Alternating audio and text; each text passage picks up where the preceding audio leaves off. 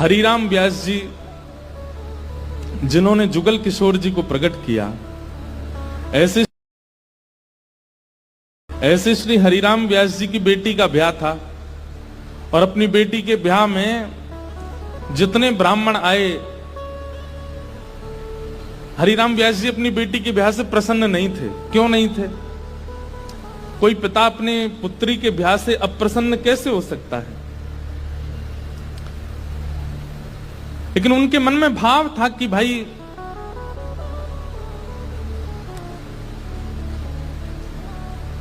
वृंदावन से बाहर क्यों जा रही हो? अपनी बेटी से कह रहे थे कि भाग्य होता है तब वृंदावन प्राप्त होता है और तुम ब्याह करके अपने पति के साथ विदा होकर के वृंदावन से बाहर जा रही हो, ये मुझे अप्रिय लग रहा है। बेटी ने कहा, पिताजी ये तो स्वभाव है कि बेटी को बाहर जाना ही पड़ता है, और बाहर कहां, जहां पति का घर है वहां जाना पड़ेगा। तो हरिराम व्यास जी बोले, तुम्हारे पास दो उपाय हैं। बोले क्या? या तो पति से कहो कि वृंदावन में घर बना ले, या फिर उसी से ब्याह करो जो वृंदावन में रहता हो। पुत्री बोली, पिताजी अब सब बातें हो चुकी हैं और हमें भी जिससे ब्याह हो रहा है वो हमको बड़ा प्रिय है, अब हो जाने दो ब्याह, ठीक है आते रहेंगे वृंदावन। तो इस बात से इतने नाराज हो गए हरिराम व्यास जी कि तुमको व्यक्ति विशेष प्रिय है। अरे हरिराम व्यास जी तो ये तक बोल गए थे कि भाई लंगड़ा हो, वृंदावन का हो तो उससे ब्याह कर लो, कोई गुण ना हो लेकिन वृंदावन का तो ब्याह करो, क्योंकि वृंदावन रहने को मिलेगा। लेकिन तुम और गुणों को देख करके वृंदावन छोड़ करके जा रही हो, ये तुम्हारा सबसे बड़ा दुर्भाग्य है। तो अपनी बेटी के ब्याह से प्रसन्न नहीं थे, तो हरिराम व्यास जी की पत्नी और बाकी बच्चे बोले, पिताजी को रहने दो नाराज, हम तो ब्याह करेंगे आनंद से।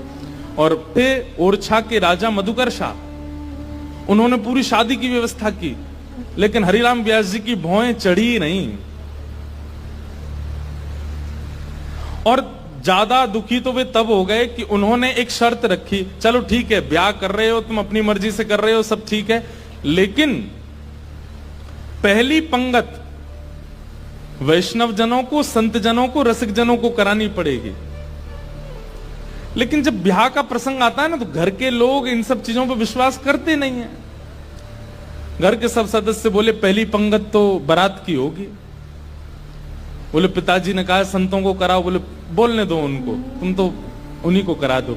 और रही बात संतों की, तो एक काम करते हैं, पहले ही पूड़ी कचौड़ी जो भी बना है दावत में, पहले ही निकाल करके अलग धर देते हैं, जब संत आएंगे उनको पवा देंगे। हरिराम व्यास जी को ये बात पता चल गई तो इतने नाराज हो गए। उनका एक पद भी है,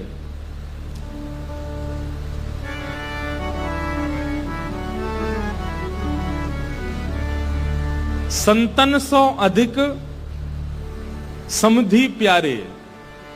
बोले संत इतने प्रिय नहीं है, वो समधि बहुत ज्यादा अच्छा लगता है, उसको तो गरम गरम खवा रहे हैं और संतों के लिए अलग निकाल दिया है। बड़े नाराज हुए, बोले संतों का अपमान कर रहे हो। बेटी बोली, पिताजी मेरा ब्याह है, आप बिल्कुल खुश नहीं हो। बोले मुझे खुशी करानी है तो वृंदावन से बाहर मत जाओ। ब्राह्मण लोग आए जो ब्याह पढ़ा रहे थे, तो हरिराम व्यास जी बड़े विद्वान थे, तो ब्राह्मण आकर के बैठे, सबने बैठ करके हरिराम व्यास जी से वार्ता की। तो ब्राह्मण सब बोले, व्यास जी कोई अच्छी बात सुनाओ।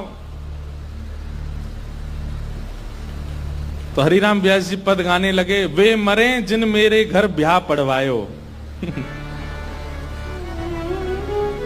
सारे ब्राह्मण बोले ऐसा मत कहो भगवान। बोले कि तुम भाग जाओ यहां से, या तो पुत्री को कहो कि वो वृंदावन छोड़ करके नहीं जाए, और यदि वो जाने का मन बना चुकी है तो वो सब मर जाएंगे जिन्होंने ब्याह पढ़ाया। ब्राह्मण तो घबरा गए। फिर अंत में मधुकर शाह जो राजा थे ओरछा के, उन्होंने हरिराम व्यास जी को प्रणाम किया। बोले मैं जिम्मेवारी लेता हूं, आपके दामाद और बेटी बाहर नहीं जाएंगे, मैं यहीं घर बनवा दूंगा, वो यहीं रहेंगे। तब हरिराम व्यास जी प्रसन्न हुए। मतलब हम संसारी लोग हैं, हमारे लिए कई बार रिश्ते नातेदार ज्यादा हो जाते हैं, ठाकुर जी से ज्यादा हो जाते हैं। हमारे लिए कई बार दिखावा ज्यादा हो जाता है, कई बार सब प्रदर्शन में हम लोग ज्यादा चले जाते हैं, हमारे लिए भक्ति भाव कहीं पीछे छूट जाता है। पर वृंदावन को भजने वाले के लिए ठाकुर जी प्रधान है और कुछ प्रधान नहीं है। इसलिए वहां धर्म प्रधान नहीं है, प्रेम प्रधान है।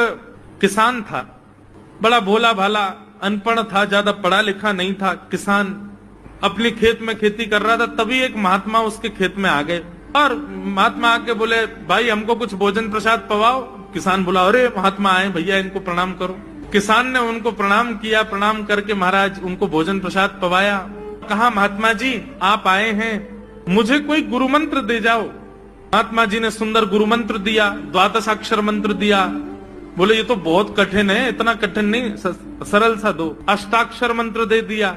बोले ये भी कठिन है, कोई और सरल दे दो। महात्मा बोले कुछ नहीं, तुम इतना कृष्ण चंद्र बोल दिया करो बस, कृष्ण चंद्र। बोले हाँ, इसी का नाम यही तुम्हारा गुरु मंत्र है। इतना भोला बेचारा याद करने लगा, उसको याद ही नहीं होवे कृष्ण चंद्र कृष्ण चंद्र कृष्ण चंद्र। अब भूल ना जाऊं इसके लिए बोलता रहता था 24 घंटे, कृष्ण चंद्र कृष्ण चंद्र कृष्ण चंद्र। अपने खेत में हल जोत रहा था, कृष्ण चंद्र बोल रहा था। इतने में उसकी पत्नी आ गई, अरे सुनो तुम्हारे लिए भोजन लाई हूं, जल्दी कर लो। बोले कृष्ण चंद्र कृष्ण चंद्र कृष्ण चंद्र। पत्नी पीछे लग गई, पीछे, भोजन तो कर लो, रोटी तो खा लो, ठंडी हो जाएगी।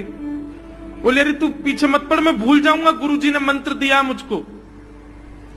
पत्नी बोली, अच्छा एक काम करो, आप भोजन कर आओ, तब तक आपके नाम को मैं रट लेती हूँ, मैं उसको संभाल लूंगी, पर जैसे आप आओगे फिर आपको सुना दूंगी, आप कर लेना। वो ठीक है। बोले क्या बोलना है? बोले कृष्ण चंद्र। पत्नी बोली ठीक है। अब कृष्ण चंद्र बोलने लगी पत्नी, कभी कहीं जाए कभी कहीं जाए, कुछ करे। वो कृष्ण चंद्र बोलते बोलते घसीटे चंद्र हो गया। लौट करके अपने पति के पास, पति बोल, हाँ वो मैं भोजन कर लिया, जल्दी गुरु मंत्र सुना दे मुझको, क्या था मैं तो भूल गया। बोले घसीटे चंद्र। वो उसी से ही हल जोतने लगा, घसीटे चंद्र घसीटे चंद्र घसीटे चंद्र। आकाश में वैकुंठ में बैठे हुए वैकुंठनाथ भगवान प्रसन्न हो गए और प्रसन्न होकर के बोले, लक्ष्मी जी हम जा रहे हैं। बोले कहां? बोले एक किसान का उद्धार करने जा रहे हैं, उसको वैकुंठ लेके आएंगे। लक्ष्मी जी बोली, आपका अशुद्ध नाम बोल रहा है वो, आपका अशुद्ध नाम उच्चारित कर रहा है वो, और आप कह रहे हो कि इसका कल्याण करूंगा मैं। ठाकुर जी बोले, देखो नाम भाव कुभाव अनख आलसहु, नाम जपत मंगल दिश। नाम कैसे भी जपे कोई दोष नहीं है, बस भाव मेरे प्रति होना चाहिए। वो नाम भले ही गलत जप रहा है, लेकिन उसके हृदय में तो मैं ही हूं ना। और एक बात बताऊं लक्ष्मी जी आपको। बोले क्या? बोले ये घसीटे चंद्र अशुद्ध नहीं है, मेरा नाम है ये भी। बोले क्यों? बोले जब हम छोटे थे तो बाल लीला कर रहे थे ब्रज में, यशोदा मैया खूब नहलाती धुलाती और बढ़िया सुंदर श्रृंगार करती, लेकिन हम पूरे नंद भवन में घुटमुन चल चल के कभी नीचे लुढ़क करके कभी ऊपर गिर के सब माला तोड़ लेते, अस्त व्यस्त वस्त्र कर लेते, घुंघराले केशों की ऐसे भुज्जा बना लेते, ऐसा रूप बना लेते। यशोदा मैया बोली, आओ मेरे खसीटे चंद्र, सुबह कृष्ण चंद्र बना के भेजती हूँ, खसीटा चंद्र बन के आता है शाम को। तो बोले तब यशोदा मैया ने हमारा नाम रखो खसीटे चंद्र, तो इसलिए शुद्ध नाम है। तो ठाकुर जी के बहुत सारे नाम हो गए, कनुआ, गोपाल, गोविंद, माधव, कन्हैया। यशोदा जी का प्रिय नाम है कन्हैया।